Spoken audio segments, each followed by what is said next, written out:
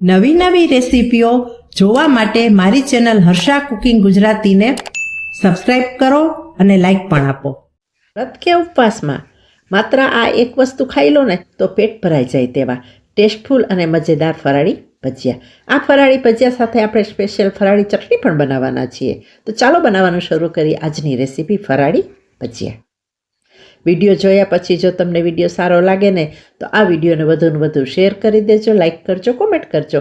જો તમે ચેનલ પર પહેલી વાર આવ્યા હો તો ચેનલને સબસ્ક્રાઈબ કરી બેલ આઇકોન પ્રેસ કરી દેજો. બનાવવા માટે અહીં મેં ગરમ કરી અને ઠંડા કરેલા 1/4 કપ સાબુદાણા લીધા છે. તેને આપણે પીસી લઈએ.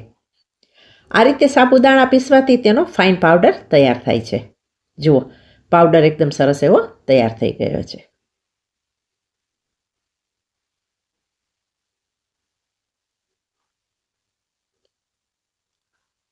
જેટલા સાબુદાણા લીધા છે તેટલા જ માપથી આપણે સિંગદાણા લેવાના છે. સિંગદાણા અહીં મેં કાચા લીધા છે. તેને પલ્સ મોડ પર તેલ છૂટું ન પડે તે રીતે આપણે પીસી લઈએ. સિંગદાણા પીસાઈ ગયા છે. ભજીયા બનાવવા માટે અહીં મેં 3 કાચા બટેટા લીધા છે. બટેટાને બાફેલા નથી. કાચા બટેટાને ધોઈ તેની છાલ ઉતારી અને તેના ટુકડા કરવાના છે, અથવા જો તમારે ટુકડા ન કરવા હોય તો તેને ખમણી પણ શકો છો. ટુકડા કર્યા પછી કે ખમણ્યા પછી મિક્સર જારમાં એડ કરી અને આપણે બટેટાને પીસી લેવાના છે. બટેટાને મેં ખમણી લીધા છે. હવે આ બટેટાને આપણે મિક્સર જારમાં એડ કરીશું અને પાણીનો ઉપયોગ કર્યા વિના તેને આપણે પીસી લઈશું. બટેટાનું મિશ્રણ તૈયાર થઈ ગયું છે. મિશ્રણને બાઉલમાં ટ્રાન્સફર કરી લઈએ.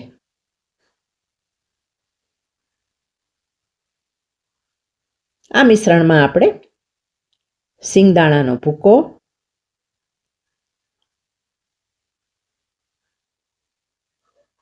સાબુદાણાનો ભૂકો,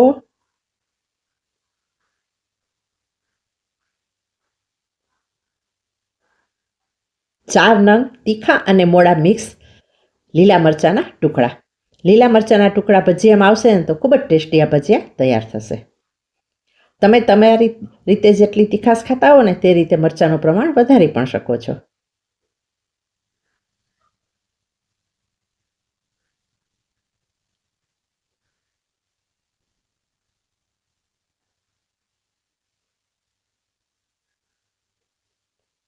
બે ટેબલસ્પૂન કોથમરી,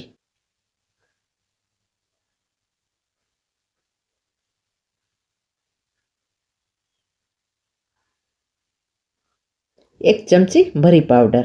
મરી પાવડર ઉમેરવાથી ફરાળી વસ્તુનો ટેસ્ટ ખૂબ જ વધી જતો હોય છે. 1 ચમચી કે સ્વાદ અનુસાર સિંધા લૂણ, મીઠું અને 1 પિંચ હળદર. બધું આપણે મિક્સ કરી લઈએ. અહીં આ ભજીયા બનાવવામાં આપણે કોઈ પણ પ્રકારના લોટનો ઉપયોગ કરેલો નથી, છતાં પણ આ ભજીયા ટેસ્ટમાં ખૂબ સરસ બનશે. મિશ્રણ તૈયાર થઈ ગયું છે. હવે મિશ્રણને આપણે ઢાંકી અને 20 મિનિટ રેસ્ટ આપી દઈએ.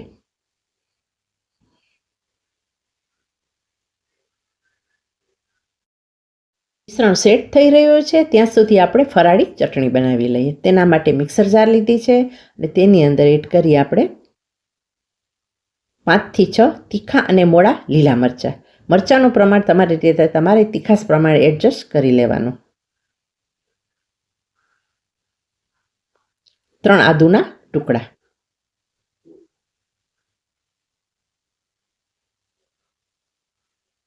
1 ચમચી કાચા સિંગદાણા,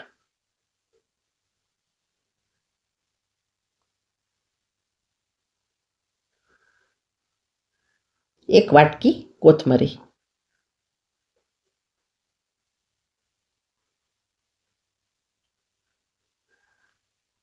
સ્વાદ મુજબ ફરાળી મીઠું,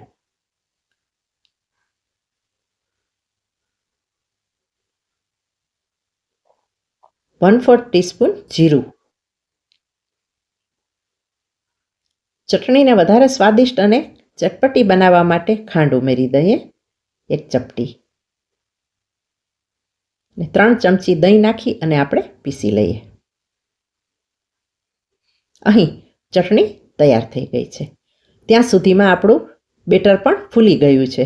અહીં બેટર બનાવવામાં કોઈપણ પ્રકારના પાણીનો ઉપયોગ કરેલો નથી. માત્ર બટેટામાં જેટલું મોઇશ્ચર હતું ને તેનાથી જ આપણું મિશ્રણ તૈયાર થઈ ગયું છે. આ ભજીયા તમે ન બનાવ્યા હોય ને તો એક વખત ચોક્કસ ટ્રાય કરી જજો, બધાને ખૂબ જ પસંદ પડશે. મિશ્રણને જોઈ લેવાનું, આ રીતે બાઇન્ડ થાય ને તેવું આપણે મિશ્રણ તૈયાર કરવાનું છે. જો વધારે ઢીલું થઈ ગયું હોય ને તો આ મિશ્રણની અંદર સિંગદાણા અને સાબુદાણાનો ભૂકો એડ કરી અને સેટ કરવા માટે રાખી દેવું. અને જો ઢીલું થઈ જશે ને તો ભજીયા સરખા પડશે નહીં અને તેલમાં છૂટા પડી જશે. એટલે આ મિશ્રણ બનાવવામાં ખૂબ જ ધ્યાન રાખવાનું. મેં બતાવેલું છે ને તે રીતે જ આપણે ઘાટું મિશ્રણ રાખવાનું છે. હવે વધારે સ્વાદિષ્ટ બનાવવા તેની અંદર આપણે 1 ચમચી લીંબુનો રસ ઉમેરી દઈએ અને બેટરને આપણે ભજીયા બનાવવા માટે તૈયાર કરી લઈએ.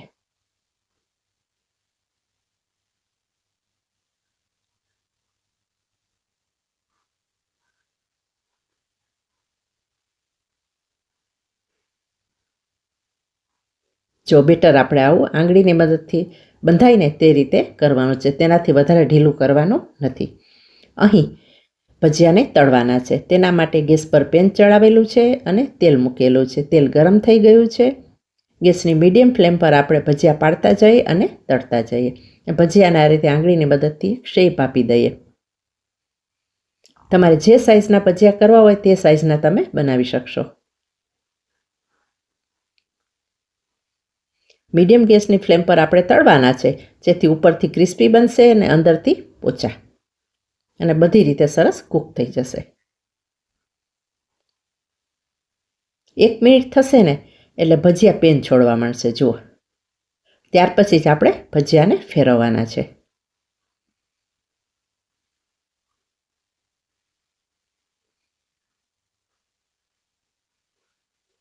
અને આપણે ઉપર નીચે કરતા જઈએ અને ભજીયાને તળતા જઈએ, એટલે બધી બાજુથી ભજીયા સરસ તળાઈ જાય. આ ભજીયાને આપણે ગોલ્ડન કલરના તળવાના છે.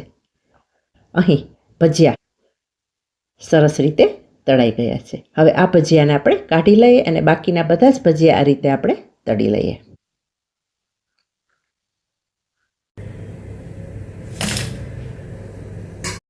સાંભળીને ખ્યાલ આવી ગયો હશે કે આ ભજીયા કેટલા ક્રિસ્પી થયા છે. ઉપરથી ક્રિસ્પી અને અંદરથી સોફ્ટ. ભજીયાની આપણે પ્લેટિંગ કરી લઈએ.